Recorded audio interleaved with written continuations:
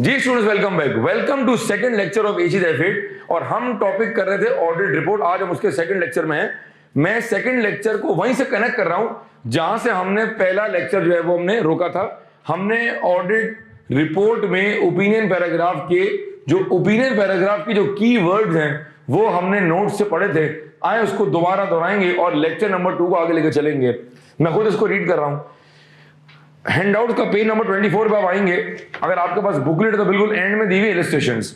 Illustration number 1, qualified opinion due to a material statement of the financial statement. Opinion paragraph की heading आ रही है qualified opinion. अभी बात करते हैं इसके ऊपर। उसके अंदर आ रहे हैं 2 पैराग्राफ। सेकंड पैराग्राफ का जो कीवर्ड है वो है in our opinion except for the effects of the matter. इसका मतलब है जब हम क्वालिफाई करते हैं, जब हम क्वालिफाइड देते हैं, चाहे एमएम की वजह से या इनएबिलिटी की वजह से, तो कीवर्ड क्या है? In our opinion except for. एमएम के केस में वर्डिंग क्या है? In our opinion except for the effects of the matter. Illustration number 2 पे आते हैं मेरे बच्चों। Adverse opinion due to a material statement of the financial statement. इस केस के अंदर वंस अगेन ओपिनियन पैराग्राफ की जो हेडिंग है वो एडवर्स ओपिनियन है और जो की वर्ड्स हैं सेकंड पैराग्राफ के वो है in our opinion because of the significance of the matter. इसका मतलब है क्वालिफाइड में वर्डिंग कुछ और है और एडवर्स में वर्डिंग कुछ और है। क्वालिफाइड में वर्डिंग कुछ और है और एडवर्स में वर्डिंग कुछ और है। फिर हम आते हैं इलस्ट्रेशन नंबर 4 के ऊपर। सर आपने इलस्ट्रेशन नंबर 3 को स्किप किया है। जी हाँ, कुछ मिनटों के लिए मैंने इसको स्किप किया है। इलस्ट्रेशन नंबर 4 जो है उसमें लिखा हुआ डिस्क्लेमर ऑफ ओपिनियन। जैसा डिस्क्लेमर वो केस है जहां हमने ऑडिट तो किया लेकिन हमें ओपिनियन देने के लिए कोई एविडेंस नहीं मिला। मैं इसका ओपिनियन पैराग्राफ का सेकंड पैराग्राफ पढ़ रहा हूं। We do not express an opinion on the accompanying accounts of the company because of the significance of the matter discussed in the described in the basis for disclaimer opinion paragraph section of our report. We have not been able to obtain sahi to provide a basis for an audit opinion on these financial statement। मतलब क्या हुआ मेरे बच्चों? मतलब ये हुआ कि हमें ओपिनियन देने के लिए एविडेंस ही नहीं मिला, लेकिन हमने रिपोर्ट साइन की और हमने डिस्क्लेमर दे दिया। ठीक है जी। अब आप नोट्स में आएंगे और अब मैं सारे आपको पढ़ाता हूं opinion, various types of opinion. तो आप बुकलेट के पेज नंबर आए जरा 12 के ऊपर। पेज नंबर 12 आएंगे और जरा मेरी बात सुनेंगे और ध्यान से जी। हजरत अब मैं आपसे करने जा रहा हूं नई बात। ये मैंने बात लेक्चर नंबर 1 में आपसे नहीं की थी। अब सुनिएगा, मैं यहां लिखता हूं इस तरफ, जरा तमाम बच्चे फोकस करेंगे फिर आप कॉपी कीजिएगा इसको। क्वालिफाइड, एडवर्स और डिस्क्लेमर। सर लेक्चर नंबर 2 का जो पहला एजेंडा दोस्तों वो है वेरियस ओपिनियन। मुझे सबसे पहले डिफरेंट तरह के ओपिनियन का पता होना चाहिए और मुझे उनकी की वर्डिंग्स का भी पता होना चाहिए। जरा देखिएगा, अगर तुम क्वालिफाई कर रहे हो बिकॉज ऑफ एमएम, तो एमएम के अंदर 3 चीजें हैं, पॉलिसी, ट्रीटमेंट और डिस्क्लोजर। इसकी वर्डिंग कुछ और है, इसकी वर्डिंग कुछ और है। डिस्क्लोजर में 2 केस हैं। डिस्क्लोजर के अंदर 2 केस हैं। अगर मैनेजमेंट ने डिस्क्लोजर ही नहीं दिया, no disclosure, ND no disclosure, तो वर्डिंग कुछ और है। और अगर मैनेजमेंट ने डिस्क्लोजर दिया है लेकिन वो डिस्क्लोजर एडिक्वेट नहीं है, तो मैं क्या लिख दूं? इनएडिक्वेट। बात फॉलो कर रहे हो? इनएडिक्वेट डिस्क्लोजर, तो वर्डिंग कुछ और है। ये इंकशाफ लेक्चर नंबर 1 में करता तो जान निकल जाती। ये इंकशाफ मैंने लेक्चर नंबर 2 में आगे किया है। ऐसा भी होगा। ठीक है। अगर मैं क्वालिफाई कर रहा हूं बिकॉज ऑफ इनएबिलिटी, तो मेरी वर्डिंग कुछ और होगी। अब आप गिनना शुरू करते हैं 1 2 3 4 और 5। ठीक है जी। एडवर्स को थोड़ा सा धक्का लगा कर नीचे ले आते हैं। अगर आप एडवर्स दे रहे हैं, और एडवर्स तो देते ही बिकॉज ऑफ एमएम है, एडवर्स तो देते ही बिकॉज ऑफ एमएम है when the issue is material and pervasive. अब ये अगर चीजें याद नहीं होंगी ना तो एग्जाम में बड़ा मसला हो जाएगा भाई। एडवर्स दे रहे हैं बिकॉज ऑफ एमएम, 1 सेकंड 3 बातें हो रही हैं उसके अंदर। या तो पॉलिसी का मसला, तो वर्डिंग कुछ और है। अगर एडवर्स दे रहे हैं because of MM, because of treatment, तो वर्डिंग कुछ और होगी। अगर एडवर्स दे रहे हैं because of MM, because of disclosure, तो फिर वही 2 केस, या तो डिस्क्लोजर दिया ही नहीं, नॉन डिस्क्लोजर, तो वर्डिंग कुछ और है। और अगर डिस्क्लोजर दिया हुआ लेकिन वो एडिक्वेट नहीं, इनएडिक्वेट है, तो वंस अगेन वर्डिंग कुछ और हो गई। ये सारे चेक कर रहे हैं पॉसिबल ओपिनियन। ये F8 के पेपर को अटेम्प्ट करने के लिए, सिनेरियो पे सवाल को अटेम्प्ट करने के लिए ये सारे की वर्ड्स मुझे पता होने चाहिए। 1 2 3 4 5 6 7 8 और 9। और जब डिस्क्लेमर देते हैं तो ये बात तो पता ही है कि वर्डिंग कुछ और ही होती है। तो एक आपको याद करना पड़ेगा डिस्क्लेमर की वर्डिंग। तो भाई कितनी बातें हो गई हैं? 10 बातें हो गई। समझ आया कुछ? मैंने लेक्चर नंबर 1 के आखिर में और लेक्चर नंबर 2 के स्टार्ट में आपसे 3 चीजें पढ़वाई थी। आए तफसील में जाते हैं और इस तफसील को मुकम्मल करेंगे हम। पेज नंबर निकालेंगे आप अपने नोट्स का 12, जहां हेडिंग डली हुई है दरमियान में देखेंगे ड्राफ्टिंग ऑफ वेरियस ओपिनियन। मैं पेज नंबर भी कोड कर रहा हूं, मैं हेडिंग भी बता रहा हूं। हो सकता है आपके पास जो बुकलेट हो उसमें वही कंटेंट पेज नंबर 14 पे दिया होगा या 11 पे दिया होगा, तो आप हेडिंग से मैच कर लेंगे, कंटेंट से मैच आप कर लेंगे। इतना काम तो आपको करना ही चाहिए। ड्राफ्टिंग ऑफ वेरियस ओपिनियन, सबसे पहले आ रहा है qualified opinion in the case of MM because of treatment. देखें एग्जाम में ना, अगर मैं आपसे सच कहूं, ऑनेस्ट बात करूं, ट्रू एंड फेयर व्यू दूं आपको, तो most important in qualified is this, in the case of disclosure is this, inability important है, in the case of adverse because of MM treatment, once again inadequate disclosure और ये disclaimer। जिन पर मैंने टिक कर दिया है, जिन पर मैंने टिक कर दिया है, ये तो तुम्हें याद तो तुम्हें सारे होने चाहिए, लेकिन जो एग्जाम में फ्रीक्वेंटली वर्डिंग आती है, जो पूछता है वो ये है। रेड भी लगा रहा हूं मैं, ठीक है, देख लो। नंबर 2 ये वाला ट्रीटमेंट, क्वालिफाइड, इनएडिक्वेट, ठीक है जी, इनएबिलिटी, एडवर्स, एमएम ट्रीटमेंट की वर्डिंग्स, इनएडिक्वेट की वर्डिंग और डिस्क्लेमर की वर्डिंग। तो कितने हो गए? 1 2 3 4 5 और 6। इसका मतलब है वेरियस ओपिनियन में कितनी चीजें बड़ी अहम है? 6। समझ आ रहा है? बिल्कुल स्ट्रक्चर होकर पढ़ेंगे, पता होगा कौन सी बात मैं कब बता रहा हूं। आए स्टार्ट करते हैं जी दोस्त। अब आप पढ़ेंगे, पहला आ रहा है जी drafting of various opinion, heading आ रही है, फिर आ रहा है क्वालिफाइड ओपिनियन, फिर आ रहा है in the case of MM, फिर आ रहा है बिकॉज ऑफ ट्रीटमेंट। इसका मतलब है मैं आपको पढ़ाने जा रहा हूं नंबर 2। जब ये पढ़ेगा तो आपने खुद जज करना है कि हम इस वक्त कहां हैं, हम इस वक्त क्या पढ़ने जा रहे हैं। पढ़े sir. Drafting of various opinions, qualified opinion in the case of material misstatement MM, because of treatment. Start. because of treatment, in our opinion, except for the effect of the except for the effects of the matter, आराम से पढ़ो, except for the effects of the matter। आगे described in the basis for qualified opinion section of our report, the financial statement give a true and fair view of the financial position of the company and as at December 31st 2021 and dot dot dot other thing remaining same। ये dot dot करके मैंने क्या कर दिया, बाकी wordings वही हैं जो आप ऑलरेडी अनमोडिफाइड में देख के आ रहे हैं। यहां बिला वजह एक्स्ट्रा कंटेंट दिखाने की जरूरत नहीं है। जो कीवर्ड है वो दोस्तों वो क्या है? रिपीट करो। क्वालिफाई कर रहे हो? हर बच्चा बात करे। क्वालिफाई कर रहे हो? एमएम की वजह से, ट्रीटमेंट की वजह से, in our opinion, except for the effects. अब आप पढ़ें because of disclosure. Once again आराम से पढ़ेंगे जी। because of disclosure, if disclosure is not given then the wordings will be, अगर डिस्क्लोजर गिवन नहीं है तो बात कुछ और है, डिस्क्लोजर गिवन है वो एडिक्वेट नहीं है तो बात कुछ और है। सर पढ़े।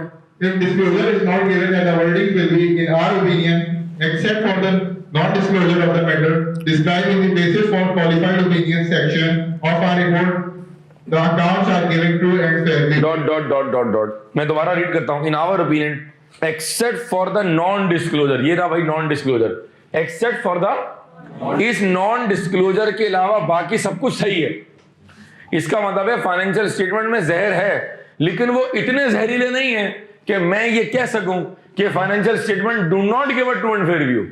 देखिए एडवर्स इसका एक्सट्रीम वर्जन है और डिस्क्लेमर इसका एक्सट्रीम वर्जन है। एक्सट्रीम वर्जन उस वक्त आएंगे when the impact is material and pervasive. और अभी लेक्चर नंबर 2 में रिपीट कर रहा हूं, मैं बता रहा हूं आपको, अभी मैंने रिपोर्ट के लेक्चर में मटेरियल बट नॉट परवेसिव और मटेरियल एंड परवेसिव मैंने नहीं समझाया। To be discussed in future. आगे चलेंगे जी। फिर हमारे पास नेक्स्ट हेडिंग आ रही है, if disclosure is not adequate. ये रहा जी, इफ डिस्क्लोजर इज, मैनेजमेंट ने अकाउंट्स में डिस्क्लोजर दिया है लेकिन वो डिस्क्लोजर या तो अधूरा है या नामुकम्मल कहें या इनकम्प्लीट कहें या वो ठीक नहीं है, ऐसे जो बात है। पढ़े। If disclosure is not inadequate, in our opinion, except for the incomplete disclosure of the matter described in the basis for qualified section of our report, the accounts are giving a true and fair view. In our opinion, except for the incomplete disclosure of the matter described in the basis for qualified opinion section of a report, the accounts are giving a true and fair view. Next हमारे पास आ रहा है because of accounting policy. जरा पढ़िएगा accounting policy जो मेरे दोस्तों, accounting policy is the least examined item. तो आपको अकाउंटिंग पॉलिसी की वर्डिंग्स पता होनी चाहिए, लेकिन as far as the last few attempts are concerned, accounting policy पर मैंने कभी कोई सवाल इस तरह देखा नहीं. बहरहाल हमें उसकी वर्डिंग का पता होना चाहिए. जी पढ़े. Material but not pervasive, in our opinion, except for the effects of the matter described in the basis for financial statements, give a true and fair view. देखिए इसको ऐसे पढ़ते हैं. In our opinion, except for the effects of the matter described in the basis for dot dot dot dot dot से मतलब है बाकी जो वर्डिंग है वो सेम है. मैंने कंटेंट कम कर दिया. Accounts are giving a true and fair view. Sir इसकी वर्डिंग तो वही है, इसकी वर्डिंग तो वही है जो ट्रीटमेंट की वर्डिंग है. हाँ, इसकी वर्डिंग ट्रीटमेंट वाली वर्डिंग भी हो सकती है और आगे बढ़ना ऐसी भी हो सकती है. Or in our opinion, except for the effects of incorrect accounting policy. जी, in our opinion, except for the effects of the incorrect accounting policy as described in the basis for dot dot dot, accounts are giving a true and fair view. जो qualified का verdict है, जो qualified की शान है, जो qualified का feature है, वो क्या है कि इस मसले के अलावा बाकी सब कुछ सही और अकाउंट्स काबिल भरोसा हैं. ठीक है जी, आगे बढ़ेंगे जी. अब आ रहा है in the case of inability. उससे पहले जरा आप एडवर्स पढ़ लें, और एडवर्स में जो पैराग्राफ है हेडिंग से पहले जरा इसको पढ़ें स्लो करके जरा. when there are material misstatements individually or in the aggregate and are both material and pervasive to the financial statements taken as a whole. ठीक है, मैं दोबारा पढ़ रहा हूं. when there are material misstatement individually or in the aggregate, या तो एक गलती है या गलतियां हैं, या आगे कवर होगा अभी लेक्चर में, ऑडिट रिपोर्ट के चीते वर्ड में कवर होगा, या तो कोई एक गलती बड़ी अहम है या 3-4 गलतियां अकाउंट्स में ओवरऑल इतनी ज्यादा अहम खतरनाक हैं कि उनका जो ओवरऑल इफेक्ट है that could be material and pervasive. When there are um individually or in the aggregate and are both material and pervasive to the accounts taken as a whole and adverse opinion is expressed when the auditor having obtained सही concludes that misstatements are both material and pervasive to the financial statement. अब इसके अंदर भी वही बातें आएंगी. पहले आप पढ़ लें बिकॉज ऑफ ट्रीटमेंट. हजरत हम पढ़ने जा रहे हैं एडवर्स के केस में बिकॉज ऑफ ट्रीटमेंट. पढ़े शाबाश slow. Because of the treatment, in our opinion, because of the significance of the matter discussed in the basis for adverse opinion section of our report, the financial statement do not give a true and fair view. Sir इसके पैसे हैं, सरकार इसके number है. Accounts do not give a true and fair view. मैं दोबारा पढ़. In our opinion, because of the significance, पूरी क्लास रिपीट करें. because of the significance of the matter discussed in the basis for adverse opinion section of our report, the accounts do not give a true and fair view. इसमें गलती की गुंजाइश नहीं, keywords के अंदर गलती की गुंजाइश नहीं है. आगे चलें. अब आ रहा है next. if disclosure is not adequate, if disclosure is not adequate यानी कि inadequate पढ़ें जी. If disclosure is not adequate, in our opinion, because of incomplete disclosure of the information referred / mentioned in the basis for dot dot accounts do not give a true and fair view. मैं दोबारा read करता हूं. If disclosure is not adequate, in our opinion, because of the incomplete disclosure of the information referred या mentioned in the basis for dot dot dot dot dot accounts do not give a true and fair view, क्योंकि यहां हम adverse दे रहे हैं. Adverse की wording हमेशा क्या होगी कि accounts do not give a true and fair view. अच्छा, ऊपर जो हम पढ़ रहे थे क्वालिफाइड के अंदर आए तो बिकॉज ऑफ अकाउंटिंग पॉलिसी के ऊपर जो वर्डिंग लिखी हुई है, इफ डिस्क्लोजर इज नॉट इनएडिक्वेट, आप इसको सिंपल भी कर सकते हैं इफ डिस्क्लोजर इज इनएडिक्वेट. ये नॉट अक्सर कंफ्यूज करता है तो सिंपल कर सकते हैं if disclosure is इनएडिक्वेट. If disclosure is इनएडिक्वेट. ठीक है जी, नॉट अक्सर कंफ्यूज करता है तो हटा दीजिएगा अगर आपको नॉट तंग कर रहा होगा बाहर. ठीक है, आपको बहुत कुछ तंग करता है जिंदगी में, अब हर चीज को तो हटा नहीं सकते ना जिंदगी में. ठीक है जी, नेक्स्ट पेज पे आएंगे जी. अब आप पढ़ लें बिकॉज ऑफ अकाउंटिंग पॉलिसी. इसका मतलब है अब मैं क्या पढ़ाने जा रहा हूं दोस्तों, अब मैं एडवर्स के अंदर एमएम के अंदर क्या बता रहा हूं, पॉलिसी, यानी कि लाइन आइटम नंबर 6 पढ़ो. आगे चलते हैं जी. अब हम कवर करते हैं because of accounting policy. Heading आ रही है मटेरियल एंड परवेसिव, आगे लिखा हुआ है एडवर्स ओपिनियन. पढ़ें जी. In our opinion In our opinion, because of the significance of the matter described in the basis for ... financial statement do not give a true and fair view. या तो wording ऐसे कर लो या ऐसे कर लो, और in our opinion, because of the significance of the incorrect accounting policy as described in the financial statements, do not give a true and fair view. in our opinion, because of the significance of the incorrect accounting policy as described in the basis for ... financial statement do not give a true and fair view. या तो इसमें accounting policy में अगर आप गौर से देखें तो दो अंदाजे में है, या तो ऐसे कह लें या ऐसे कह लें। ठीक है जी, आगे चलें जी। फिर आ रहा है हमारे पास डिस्क्लेमर। अब हम किस पे आ गए? अब हम आ गए डिस्क्लेमर। डिस्क्लेमर कब देते हैं? डिस्क्लेमर उस वक्त देते हैं जब बिकॉज ऑफ इनएबिलिटी है, मैं पीएनएल में, बैलेंस शीट में कुछ चीजों को वेरीफाई नहीं कर सका। जब तुम वेरीफाई ही नहीं कर सके, इसका मतलब है तुम उस पर कोई ओपिनियन कायम ही नहीं कर सके। सर एग्जांपल देते हैं, ट्रेड पेबल वेरीफाई नहीं कर सके, लोन वेरीफाई नहीं कर सके, रिसीवेबल वेरीफाई नहीं कर सके, सेल वेरीफाई नहीं कर सके, तो भाई फिर वेरीफाई किया क्या? इसका मतलब है आप पीएनएल बैलेंस शीट का मेजर कंपोनेंट वेरीफाई नहीं कर पाए, जिसकी वजह से मैं कोई ओपिनियन देने की पोजीशन में हुई नहीं। यहीं पर तमाम बच्चे एक अहम बात नोट कर लें जरा। बहुत सारे बच्चे डिस्क्लेमर को कंफ्यूज करते हैं फ्रॉम रेजिग्नेशन। एक ऑडिट फर्म ने विड्रॉ कर लिया, इस बकेट में जरा देख लें प्लीज। एक ऑडिट फर्म ने दौरान ऑडिट क्या किया दोस्तों? विड्रॉ। एक ऑडिट फर्म ने ऑडिट रिपोर्ट साइन करने से कुछ समय पहले रिजाइन कर दिया। रिजाइन कहो, विड्रॉ कहो, एक बात है मेरा बच्चा। सर क्या मतलब है इसका? इसका मतलब है ये ऑडिट कर रहे थे आप, यहां रिपोर्ट की साइनिंग थी, आप यहां तक पहुंचे ही नहीं, आपने यहां ऑडिट वाइंड अप किया और यहां से कट लिया और आपने क्या कर दिया? विड्रॉ। इसका मतलब है ये वो स्टेज है जहां रिपोर्ट साइन ही नहीं हुई है, जबकि डिस्क्लेमर में आप ये कह रहे हैं कि मैंने ऑडिट किया लेकिन मैं कोई ओपिनियन नहीं दे रहा। इसका मतलब है डिस्क्लेमर में रिपोर्ट बनी, प्रिंट हुई, साइन हुई, लेकिन हमने कोई ओपिनियन नहीं दिया और जुमला स्टार्ट होता है we do not express an opinion.